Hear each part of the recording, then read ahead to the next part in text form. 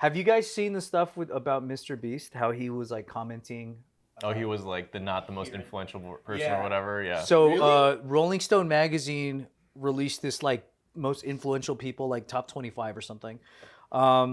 It already enough. Like you don't really need to care what mainstream media or Rolling Stone even has to say about the influencer world, but he had something to say about it. And he recently walked back his statement on it, but I just wanted to catch you guys up on it. So here's the list. There's him, and he's number 7. Okay. On the most influential list? Yeah. That's pretty high up. And then number 6, so look, here's the stats. 871.6 million followers, right? And then you have on number 6, Caleb Huron. Who the f*** is that? 1.6 million. He's got a tiny face.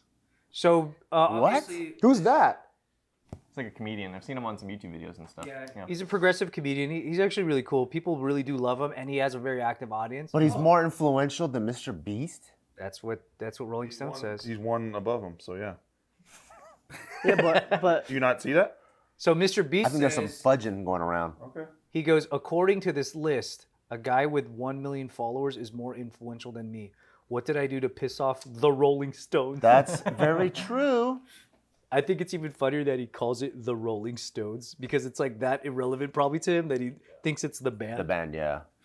Damn, that's crazy. Because he has, what, 800 million followers? 61.1. who's number 1 on their list? Kai Cenat, I think. Oh, yeah, Wow, Makes I sense. can see. Oh yeah, these are all rightly like so. Oh, Oh, Aisha no, sorry, Speed. sorry, Aisha Speed. Oh, okay, that makes sense. Drewski number 2, Miss Rachel number 3. Miss Rachel, if you have, She's a kid show. if anybody has an infant, they know Miss Rachel. Is Miss Rachel like the new Mr. Rogers? Yeah. Oh. 27.8 million. that's a lot. Yeah, she's huge. Yeah, how did 1 Kai million Cenat's number 4. Damn, Kai's 1 million Curious making what their there. metric is for influential. But then I think, It's subjective. but then here's the part that's interesting is that this brought up a good point about like your algorithm is so catered to you. There are people that don't see MrBeast at all. Yeah. Just like there's people that don't see Caleb Huron at all. Like me. Yeah, like lots of us. We'll see what we are like. You'll probably know a lot more channels than I do in your realm of interest. You know what I mean? Or even in the industry, because I think now it's a giant ocean now.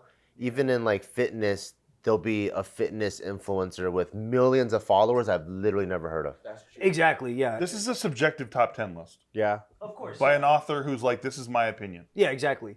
But it is very. I do like that it does shine the light on like, oh my God, like I could go my whole life not aware this person exists who's wildly popular. Because you know, especially being older, we are now the people that will see a crowd of people flocking around some guy, and we're like, who is that? You know what I mean? Like, probably when we were younger, we would know right away. But like now, it's like you don't really see influencers. That kind of makes me sad, you know that? Yeah, we've reached that point. I was just at the airport in Austin, Texas. This guy's walking with the backpack. Way too cool for school, the way he's walking, right? Really cool guy and stuff. And people kept coming up to him being like, hey, like, Brick House, like, can I don't know what his name was, but I don't remember. But it was like, hey, Brick, can I get a picture real quick? He's like, he just kept walking, just fuck these people. Just like, couldn't have been more like, nah, fuck you. Cool guy, though. Cool, too cool for pictures. I think what's happening is. But I had no idea who this cat was. Like, I think the echo chamber is getting bigger and isolated. Because even like I talk to the younger generation, because I employ a lot of Gen Z and younger, right? And then even for them, they don't all watch the common stuff. Like they're in different worlds, like a K-pop world or like the yoga clean girl aesthetic world. You know, like there's, and then I realized that recently when, you know, the Tim Dillon comedian, he did that interview with that one girl and it went viral because she was kind of talking to him about how Joe Rogan and these like right-wing people are like monopolizing comedy. And he's like, what are you talking about? He's like, there's still Trevor Noah. There's still so many left-wing like, or like not left-wing, but liberal comedians that are really funny, really popular. But in her mind, she believed that like comedy was That they took over. all right-wing and all like bro humor. Whatever and, you like, want it to be. Exactly, but he's like, no, there's a huge diverse group in comedy, and we all like go on stage together. Yeah. But then she was like looking at him smug, like in disbelief. But I'm like, yeah, it's right to her because in her algorithm, she probably doesn't see. You know what her problem is that she probably has a freaking Vizio TV and then goes to YouTube as guest. Oh my God. Vizio. She didn't build an algorithm. You know when people don't sign in, and so Yeah. obviously the first thing you see is MrBeast. Like, I feel like all it takes is one thing of like, never show me this again, and it truly will never show you. By the way, they got rid of the trending tab. Have you noticed that on YouTube? On YouTube? It's gone. Really? It's completely gone. I was Oh. trying to pull videos for this, and it's gone. Yeah. Wow. But I do think that the algos and the isolation in these different worlds, there's no like common thing. Like when we grew up, it's like we all have common memory across the world because we all were into the same thing. We all, even like the whole Marilyn Manson pulled a rib out so he could suck his own dick. That's Yeah. a millennial thing. How does everyone know that? From Romania to Madagascar, everyone remembers. Yep. Like they're Like, like, we knew how to blow on the cartridges. Or when people thought Richard Gere had a hamster in his ass. Yeah. Yeah. Yeah, that makes me sad actually. I miss the times where like everyone's kind of on the same page or at least know. Like I feel like our Venn diagrams are more overlapping. Like now it's like I think it's cool though because everyone can have their own special interest and like kind of delve into more of like what because like you don't have as much of like I guess people growing up feeling that they're alienated because they're not into what everyone else But I is like into. when it's just at least touching. Like Michael Jackson. Now it's like this. You could be in the same fucking city and it's like your world, you don't know their world, and you're just completely like strangers. Michael Jackson touching kids. We all knew that. nah, but it didn't happen. Everyone, though. no, it didn't happen. Everyone, at every all. kid knew No, it that. didn't happen. And they knew Madagascar and shit. I mean, nothing's ever going to be the way it was where everyone came to school the next day having seen the same thing on TV. That was monumental. That'll never happen again. But I think it's... Not since 9/11. Yeah, that's true. Well, Anthony obviously didn't have the TV on that day.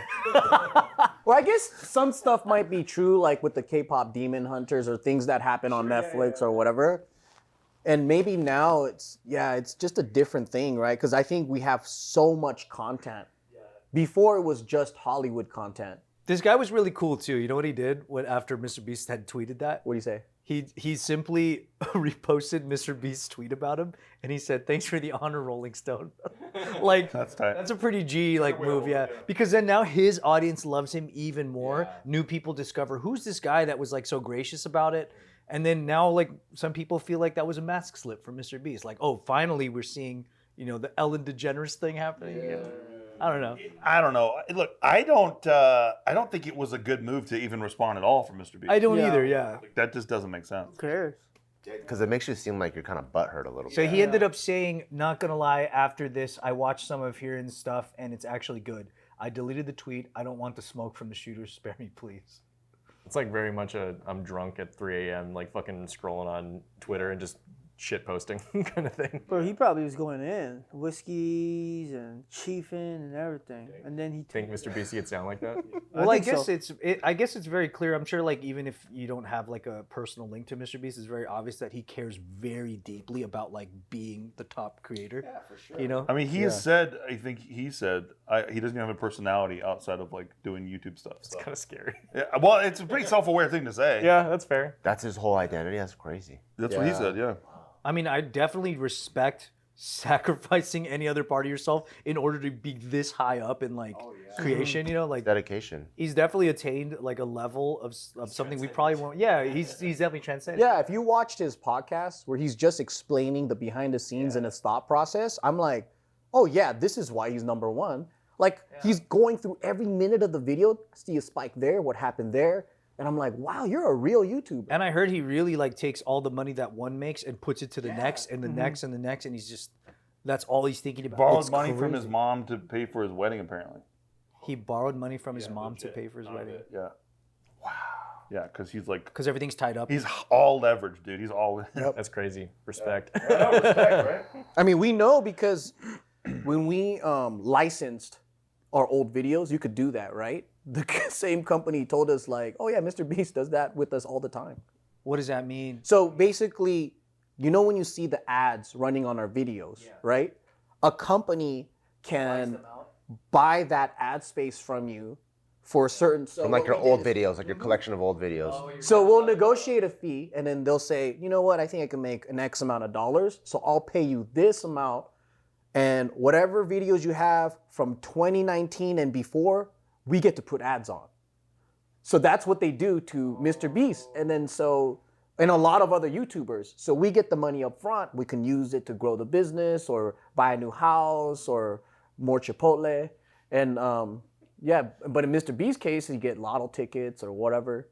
But yeah, it's pretty interesting, man. I'm like, that snowballing that he does to bigger projects. Revenue streams. And he's on loans after loans. I'm like, that's someone who freaking cares so much. Because I'm like, dude, I've done nothing but extract money from YouTube. I think he was offered $1 billion to sell his channel. channel. He said no thanks. Turned it down. Isn't that He crazy? said no TY.